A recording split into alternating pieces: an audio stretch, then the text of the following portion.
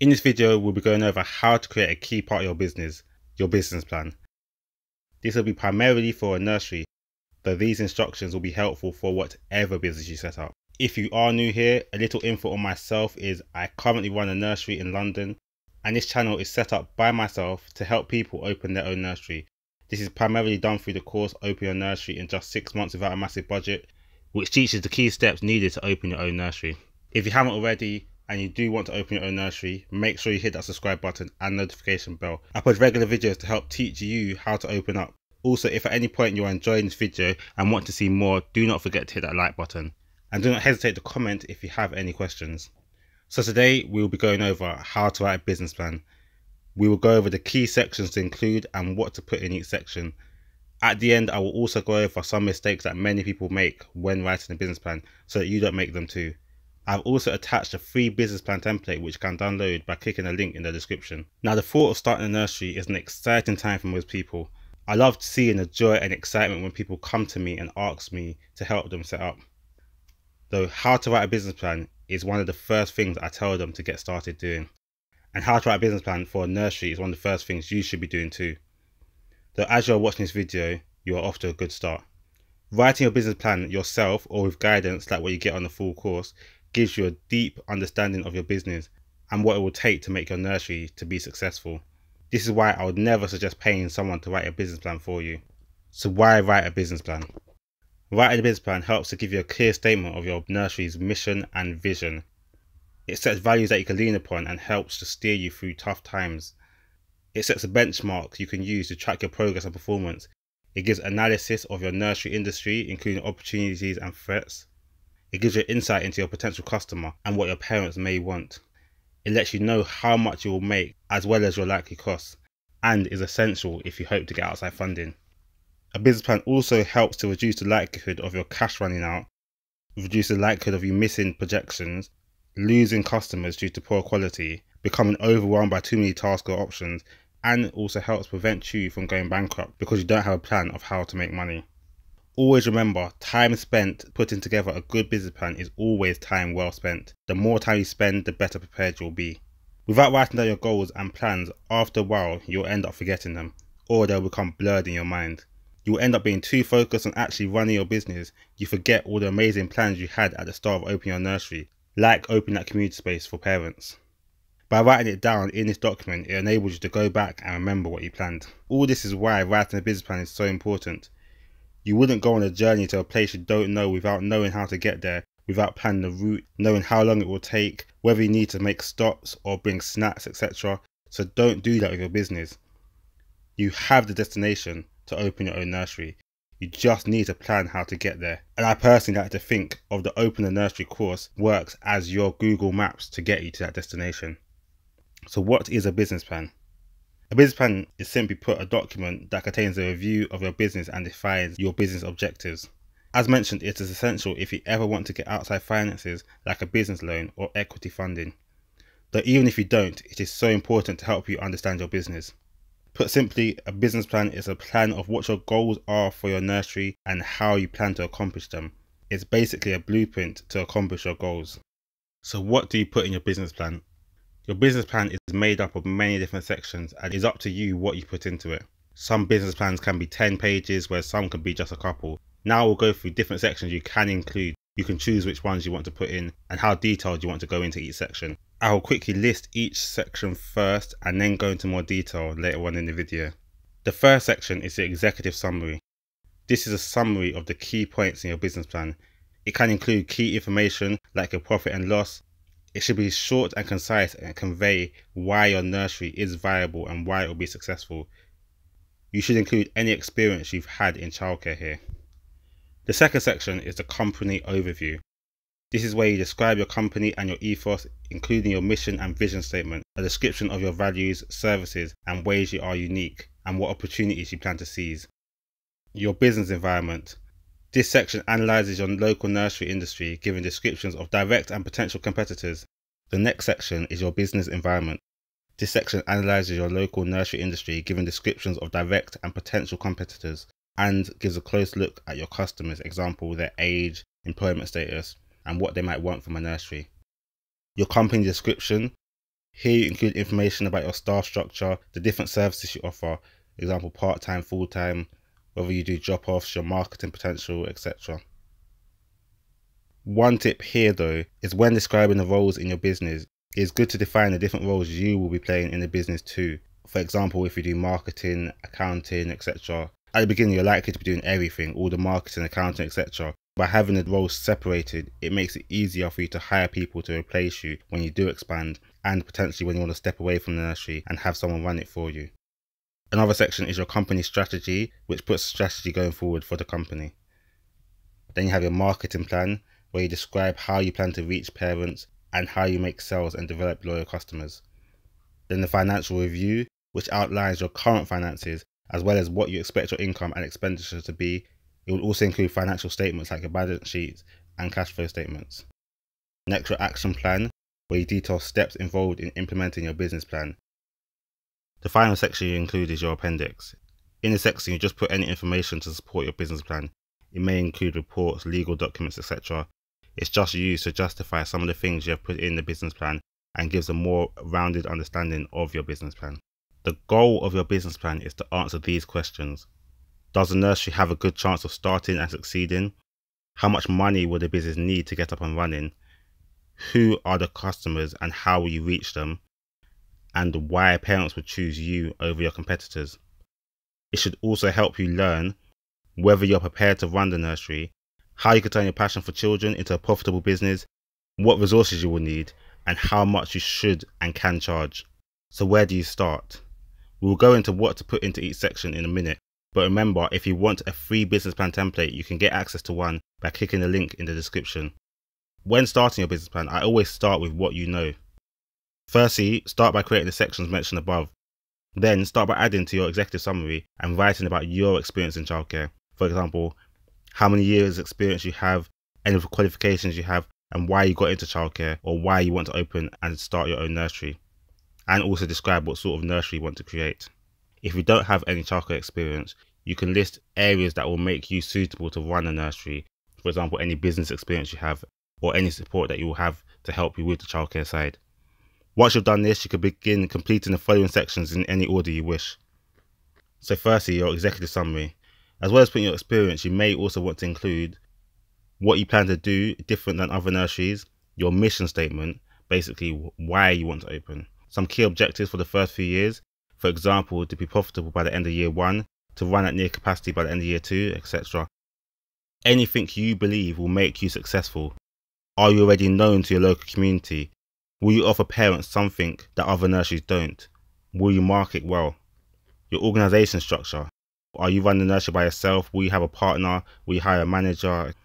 Any other relevant experience you may have to help you run your business? And are there opportunities you are looking to capitalise on? For example, the expected rise in nursery demand post-COVID-19. Where you'll be located, what demand is like there, who your typical customers are they a two-parent working household who may need full-time childcare because of this? Are they using government funding? And how many of these people are in your area? You can list your competition. So are they private nurseries, school nurseries, childminders, etc.? And how many are in your area? What are your growth plans? How many children do you plan to have when you open up? And how many do you expect per month? Remember to be conservative with your predictions. Be as realistic as possible. Do not over-predict. You may briefly put some of your expenses and losses and any charts you create that show your profit for the first few years. Though remember that this section is a summary and overview of things you would put elsewhere into your business plan, so you don't need to go into depth on all these points. The other section is your company overview. Here you should list what you will be doing and what will support the services you give. It should also include your startup costs and how this will be funded, information on your building, for example the size and location, and any plans you have to expand, and the setup of your business. Are you going to be a company, partnership, sole trader? Who else will be involved and supporting you in this business? Next, you go into your business environment. In this section, you will have your competition analysis. In the competition analysis, you will be evaluating what other options are available for parents in your area. For example, are they mostly chain nurseries, or are they small privately owned nurseries, home-based childcare or childminders? Or do parents mostly leave children staying at home with other family members? Or are most parents not working? There you get some of the benefits and negatives of these alternatives to help you to understand where you can stand out. Will you differ from any of the competition? If so, how? It's good to also list specific competitors of around 3 or 4 and write down key information about them. For example, their size, their price, their location, their Ofsted grade, etc. We also research demand in your area. Though for support in this, I have done a video, and it is also the first section on the full course which I mentioned earlier. List how your market is segmented. Example, how many full-time working couples are there needing full-time care versus part-time workers needing shorter shifts, or people just using the government funding hours. Where are your parents located? What distance are they from the nursery? Are they travelling in from another area to drop off before going to work, or are they local to you? Find out how many under 5s are in your area, how many nurseries are in your area. Give a brief description of how you will target customers. Example, referrals, websites, open days, though this will mostly be covered in the marketing section. What is the growth rate in your area? Are there a lot more new parents coming in, for example with the new builds that are being built? Will there be an increase in demand in your area, which is likely after COVID-19? And then you can add your strength, weakness, opportunity to threat analysis. A quick note though, as you start writing your business plan and start working through it by yourself, you'll become aware of the fact that you don't know the answers to a lot of these questions, and you won't have all these things figured out yet. You may even be realizing that now. Though I want to reassure you that it's completely normal, and do not get overwhelmed by this. This is supposed to happen. One of the main purposes of a business plan is to figure out the things that you are not aware of. It helps you become more aware of the things that you haven't thought about or haven't figured out yet, or you just don't know. Because only once you're aware of what you don't know, you'll be able to figure out these things. And even if you are struggling to figure out these things, there's plenty of support available through the courses, through the Facebook groups, even from myself, or just by searching online. So there's no excuse to get started writing your business plan straight away just because you don't know everything yet. Your business plan helps you to figure this out. Your business plan helps you to figure out what you don't know so that you know. On to the next section of your business plan, which is the company description. Here you list your staffing structure, how many and what employees you plan to hire, and the costs of this. This will form part of your personnel plan. If you already have some staff, you can list what experience they have and why they are suitable.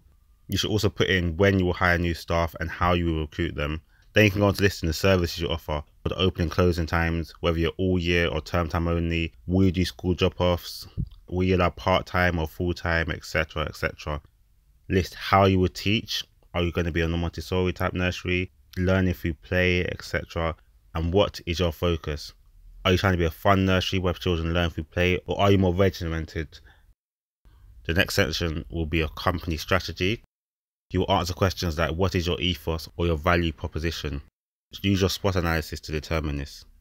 You can answer other questions like where will you position yourself in the market? Are you going to be a premium provider, a cheaper provider, or somewhere in between? What will you use to differentiate yourselves? You can briefly describe your marketing strategy here too. List how much you will charge, what your sales strategy and forecast will be. Here you'll put a detailed sales forecast stating how many new full-time or part-time children you expect on the opening and then per week, as well as how much income you will generate. Also list when you are likely to have more children enroll or leave. For example, in summer you're likely to lose a few, whereas at the beginning of terms you're likely to have a lot more inquiries. You can also list what other businesses you'd like to align your nursery with. For example, you may want to work with local schools or businesses to help with your marketing. Which leads on to the marketing plan. I'll be doing a video on how to market a nursery in the next couple of weeks, which will help with this section. But in this section will include what marketing materials you may want to create. Example, flyers, brochures, advertising boards, etc. You will create a marketing strategy, so stating when and where you will do your marketing, writing down when you will hand out flyers, when you plan your open day, etc. You will list how you utilize your website and social media, and state whether you will create and run these yourself. Financial review is basically how you will generate money, which will come from signing children up.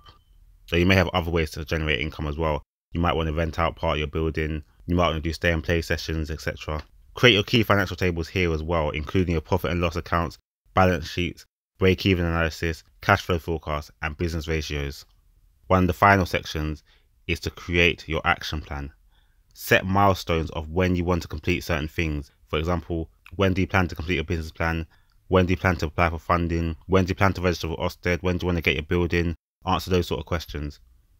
And finally, your appendix. Use this section to explain some of the things you've put into your business plan, like how have you come up with some of the sales figures you've put in. That is generally all that is needed to complete your business plan. You can add or leave out sections to suit your needs. Though I forgot to add in, when describing your service, write down your primary service and then list the result and the impact of this. For example, if you was a cleaner, your service would be cleaning the house. The result would be the customer gets a clean house, but the impact is the fact that one, the customer hasn't had to clean it themselves, and the reduction in stress of actually having a clean home. We all know how much clearer your mind is from having a clean home. So do that with your service too. Your service is providing childcare for children, but what is the result for the child and the parent, and what is the impact? Also, in terms of your projections, you can simply just put your goals here. For example, your 1 year goal, your 3 year goal, and 5 year goals. So final advice when writing your business plan, make sure that it is as clear and concise as possible. Try to reduce any waffle, and always be trying to answer the question, what if, in every part of your plan, as this is what your reader will be doing. For example, if you plan an open day, you might say you get 10 sign-ups from that. But what if it doesn't happen? If you can answer the question before it's even asked, that's the best way to show your reader, whether that be a bank or other individual, that you are serious, realistic, and can adapt to any situation thrown at you. So that's what you need to put in the business plan. Now, if after writing your business plan, you stop looking at it after you've opened your nursery, you didn't write a good business plan. You merely wrote a wish list. I'll say that again. If after opening your nursery, you don't continuously need to look back at your business plan, you didn't write a good business plan. You should be constantly referring back to your plan to see if you've met your goals and to find out what you need to do next. It should be your guide and be working with you as you go about your day-to-day running of your business. That's why the action plan is one of the most important parts of a business plan. You should write in your goals and what you want to achieve by, for example, week 1, week 2, month 1, month 3, month 6, month 9, etc, etc, etc, for the length of your business, and be adding to that as you go through your business. Now, some mistakes that people make when writing a business plan, which I said I'll list at the start of this video, are firstly, they don't take time out to write it. Time out away from the noise of life. I know most of you are working mums or fathers, so it's difficult to take that time out for yourself, away from work commitments, away from children and or your family. But it is so important. You need time to sit and really think and research your plan and course of action. It's mostly in these times of solitude that you come up with your best ideas. I personally like to take time, bring my laptop in my garden and just think. Sometimes I just sit there and wait for inspiration. I believe my inspiration comes from God, but wherever and whatever you get your inspiration from, you need that time to yourself whereby you can plan. This time is so crucial to the success of your nursery, so make sure you find time to do this away from the noise. Another mistake people make is to overestimate what they will do in their projections or their goals. Other people come to me saying, oh, I'm going to sell all my nursery places within the first 6 months, which is great to plan for this, and your marketing plan will hopefully enable you to do this, and this should always be the goal. But is it realistic? How are you going to do this? Most nurseries don't reach their full capacity until at least, and I say at least, 9 months to a year. So you have to think about this. Enrollment may be slower at the start as well, as you build up people's trust and they can see children already in the nursery. That's why you need to be realistic and do not overestimate. When you start overestimating, you stop being realistic with your business plan and it goes back to being just a wish list instead of goals. Another mistake people make is not planning alongside the calendar. When writing your goals and targets, you need to do this alongside your calendar. You need to have a month where you're planning to start, for example, in July, and work on from there. There's no point saying you're going to have 30 children by the end of 3 months if you don't know what month that falls on. If it's around September, which is one of the highest months for enrollment, then you may surpass that. But if it's around July, then it may prove more difficult. Even when you're planning your marketing, like if you're planning an open day for when you start, you need to think about what month it might fall in. If you open around April, you might want to have an Easter theme for the open day. If it's December, you might want to have it inside rather than outside. You have to plan alongside your calendar. It's surprising, but very few people do this. Another mistake people do is not learning new skills. Now, it doesn't necessarily have to go in your business plan, but it can in the action plans section. You do need to be planning how you can grow yourself as well as your business. If after year 1 you have the same knowledge and skills as when you started, you're failing yourself. No matter what age you are, and I work with all ages from the youngest being around 24 to over 60s, all looking to open their own nursery. And one thing I stress is you need to be constantly improving yourself and your knowledge.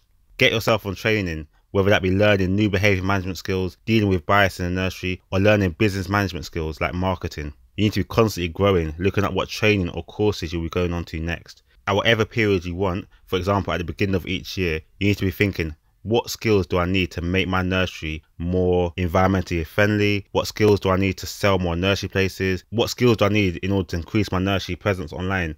No matter what the skill is, you should write down at least 3 to 5 you want to learn and figure out how you can do that. Whether that's by going on training, enrolling on courses, buying a book, watching YouTube videos, you need to find out how to achieve those skills in order to keep growing. Otherwise, you will just be in the same situation you was at the start of the year or the year before. The final mistake people have, and I know a lot of you are planning to, is keeping your business and your business plan a secret and letting small thinkers deflate you. I want to remind you, if you're planning to open a nursery or planning to open your own business, no matter what it is, you're about to go on a journey, and it's going to be a difficult one. You're about to create your own business. You're going to be the main responsibility for a bunch of young children, and you'll be responsible for other people's livelihoods in terms of employing staff. It's not a small task, and it's not going to be an easy one. It's a big responsibility, but the rewards are there. I feel blessed to be in the position that I am, having gone through the process and now flourishing. However, there were many people doubting me when I started. I was young-ish when I set out to open my own nursery at the age of 21, 22, and had never worked in a nursery. And being male, people always gave me a funny look asking why I want to work with children. But if I let them discourage me, I would never be in the position that I am now. People will always try to insert their negative or small mindset onto you, but you always have to remember why you're doing it and do not let them deflate you. Those small thinkers aren't just the people that will be negative though. They can be those people who will be like, oh, that won't work, you can't do that, or parents won't like that. But they are also the people that just say, yeah, that's amazing, that's great, and nothing else, as this isn't helpful either. You need to be sharing your business plan with people that can critique you and give feedback. They give questions like, are you sure about this? Maybe you could have voted like this, etc. And even if they don't have nursery knowledge, they can hold you to account. So when you say, I'm going to visit 5 nurseries by the 18th, they're calling you on the 19th asking how the viewings went and whether you managed to do them. These are the people you need to be sharing your business plan with. That's why I'm really trying to build a community of like-minded individuals in the Facebook groups who can support each other and hold each other to account. But I do need more of you to be willing to support each other. Do make sure you join the Facebook group linked in the description. I know a lot of people are scared to share their business plans because of the negativity they get, or because they're worried someone might steal their idea. But what happens when you don't tell people your plans? The pressure's off. It's easier to miss targets or not even get started. There's no accountability. That's why I say don't keep it a secret. Now, you don't have to share every part with everyone, but by telling people, it forces you to take it more seriously. You'll find people who will encourage you and push you.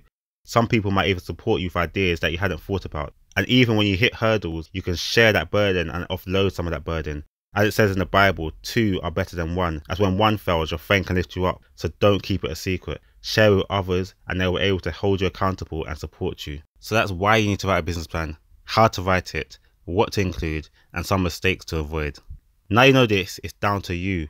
You have to take action and get this done. Start by downloading the free template in the description and get started writing your business plan straight away. If you get stuck at any point, you can always come back to this video. Also, if you found any of this information useful, make sure to hit that like button. And if you do plan on opening your own nursery, do it with support by enrolling on the course Open a Nursery in just 6 months without a massive budget. On this course, you will learn everything you need to know in order to open your own nursery. You will start off by researching your chosen area to make sure there's sufficient demand in order to make your nursery successful. You will then start by looking for your building, learning how to find your building and what legal requirements you need to stick to. Then you will learn about running the business, how to pay tax, register as a sole trader, partnership or company, as well as how to secure funding and write a business plan. Next, you'll learn how to do HMRC, recruit and pay staff, including racial requirements. Then you'll learn how to register with Ofsted, and finally learn how to market to children, including creating your own website and learning about search engine optimization. So if you need support in any of this, make sure you enroll. At the moment, the course is already discounted from £997 to just £249.99, but you can get an extra 10% off using discount code YouTube1.